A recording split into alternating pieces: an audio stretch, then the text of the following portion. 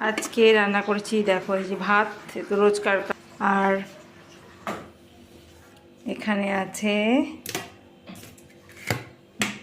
একটা চচ্চড়ি, অল্প একটু পালং শাক ছিল ফ্রিজে, সেই আর অল্প একটু বেগুন ছিল, সেই বেগুন, পালং শাক, আলু, টমেটো দিয়ে একটা চচ্চড়ি করেছি। এটা দারুণ টেস্টি হয়েছে, একটু টেস্ট করেছিলাম। আর নামানোর সময় ধনেপাতা দিয়েছি। সাধারণত পালং শাকে আমরা দিই না পেঁয়াজ রসুন, কিন্তু আজকে একটু পেঁয়াজ রসুন দিয়েছি টেস্টটা বদলানোর জন্য। এটা দেখতেই কত সুন্দর হয়েছে। আর এখানে ডাল আছে কালকের অল্প করে, টমেটোর ডাল। এটা আমার লাগবে না, আমার বরকে দিয়ে দেবো। আর এই যে মেয়ের জন্য আলু ভাজা রয়েছে অল্প করে, চাটনিটা কালকের। আর হয়েছে এই ডিমের কারি।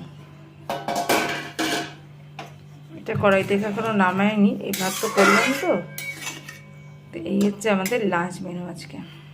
খাওয়ার পালা, খেয়ে নিই।